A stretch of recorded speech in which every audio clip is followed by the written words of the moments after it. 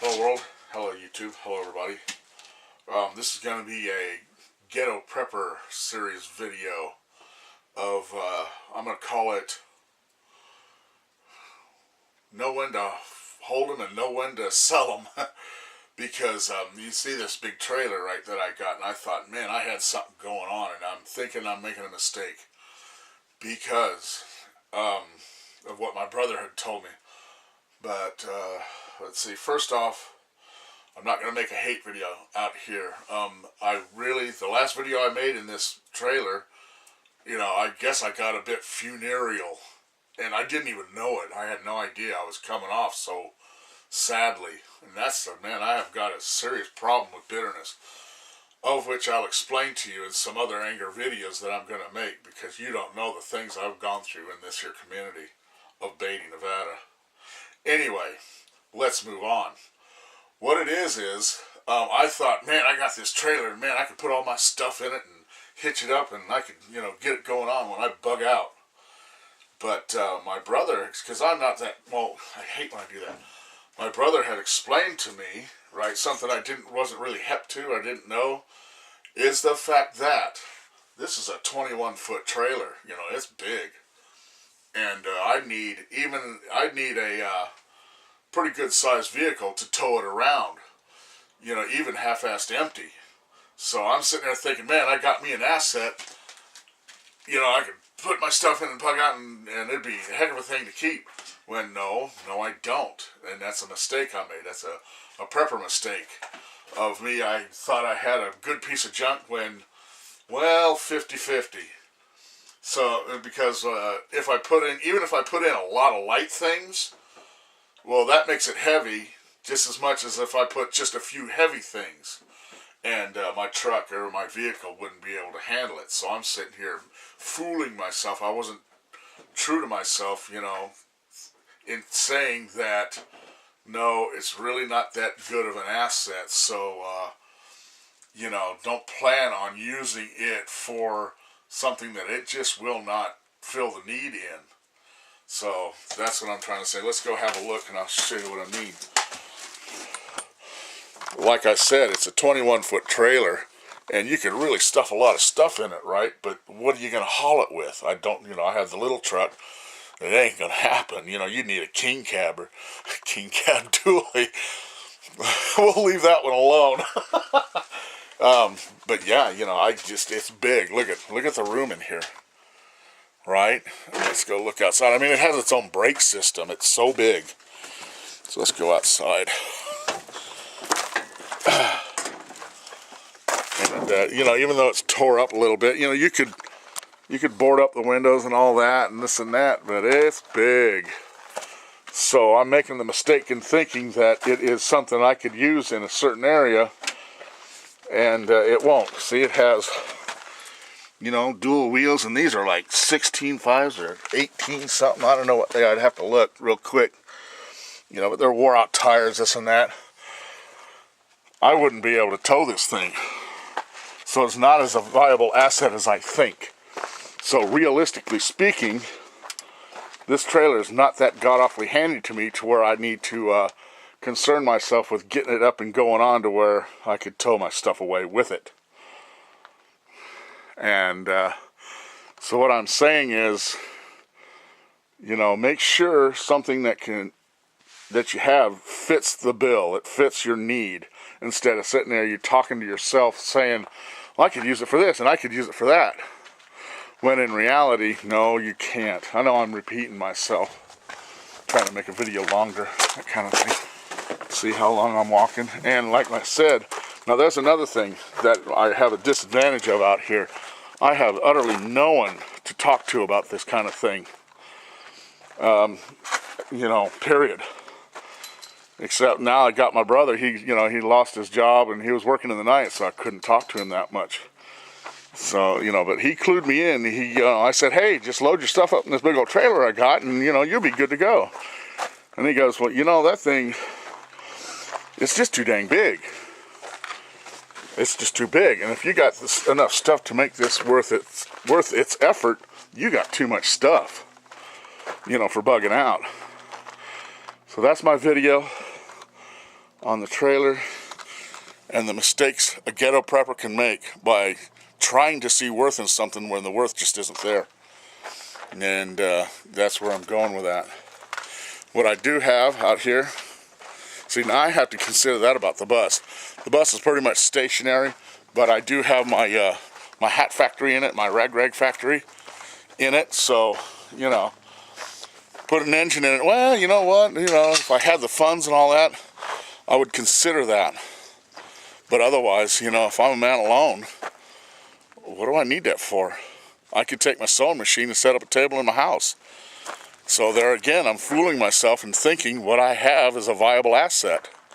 Is it really? Honest to God, down to the ground, ask yourself, do a critical stuff assessment of really what you got going on, and does it fit your needs, and is it worth you going through what you'd have to go through to keep it, you know, in your sphere of influence.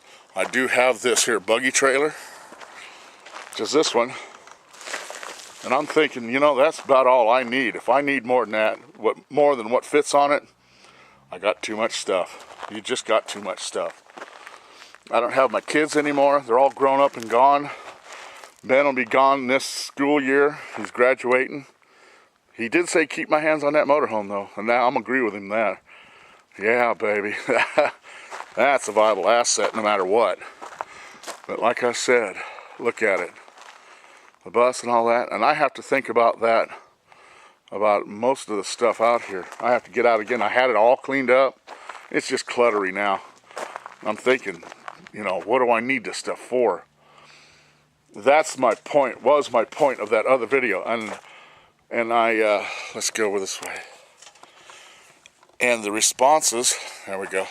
The responses I got on that video that I did make in that trailer, by God, I thank everyone from the bottom of my heart for your care and concern in that area. You know, because yeah, I'm down, man. I'm down on the ground out here, and with no one. You know, companionship, more brains to solve problems is an asset. That's not even an asset. It's vital. It is integral. There is no way a man alone. Look at me. No one's holding me responsible except for occasional comments on the on YouTube on my videos. You know, they're not coming out here knocking on my door, you know, 6 in the morning. You get your dead ass up and get out there and get to work. So I get to get away with a lot of stuff that normally you wouldn't in a more social setting, if that made sense. You know, like I said, you know, if you're friends with someone all the time, he's not your friend. You need someone to come out and kick you in your ass to get what you need to get done. Otherwise, you're lost. You are lost. Period. You know, that's a big message of this too. That if you don't have someone, Bubba, you ain't gonna make it. So that's one of my biggest problems here. I don't have anyone here that's like-minded or anything, even ones that I'd associate with. And I'll explain what that is later in my anger vids. I don't want to make any anger vids on the outside because this is my happy place. That trailer and that room you see me sit in, that's my anger place. That's my sad place. You know, I'm still living in that trailer where my wife died. I'm still laying in the bed where she died. You know, it's killing me. It's killing me. You know, I'm still going through the door that I held her, that I carried her out when she died. I was holding her and I felt her pass out in my hands. You know, and I'm telling you something else too. Holding dead people changes a fella. When they're dying, and it's inalterable, it's like it goes into your DNA change. Right? Man, I need new glasses. And you never come back from it. Just like them people over in Iraq or whatever, all these other places. I can imagine why they're all pissed off now. You hold some dead people and see how you do. It's bad. You know, and I've held two dearest loved ones in my hands. My oldest son and my wife died in my hands. It forever alters you. So now I have a problem. I got a psychiatric or psychological problem with that kind of thing. Darn it. and it bleeds out because I'm still in the mix of where all this happened to me, well, most of it, and I can't get out of it. So day in and day out, I have to face and look at what's going on, and it's none of your people's problems. I appreciate your care and concern, but deep down, realistically, and you do help. You have no idea how much it helps, but I'm still here. You help me get out of the pool of hate and despair, but then I walk back in the door, right and back into it. You know, what do you do with that? So that's where I'm coming from. That's me. Like I tell everybody, my life's an open book. I won't hide anything from anyone, and the reason I do this is so that the prepper community can see that when these things occur, this is the psychological damage or, you know, readjustments, I guess you would say, that occur when someone goes through something like that. And that's valuable information, and I don't want to keep it hidden. You know, this is for information purposes only. I don't dig, you know, I'm not dogging for sympathy. I'm not, you know, let me turn, my arm got tired. I'm not trying to, you know, get anything out of anybody. It's just I'm reporting what man, one each, this man is going through when things that occur in life occur. And I'll talk about it, you know, I need to inform people, you know, to get rid of that. As Believers Underground says, information is shock resistance. So that, well, I remember what that one guy said, so yeah, I'm supposed to be doing that. Instead of going, oh my God, what the heck, and you lose your mind because you don't know what's going on. But when you're informed of what's going on and you've seen it, someone else go through it, and they've, you know, talked about it, by God, you'll be able to handle it better. So there it is. Ghetto Prepper series. Is that stuff really worth what you think it's worth? Think about it when you look at your stuff. All right. Live by your wits, not by your worries. Peace. Bye.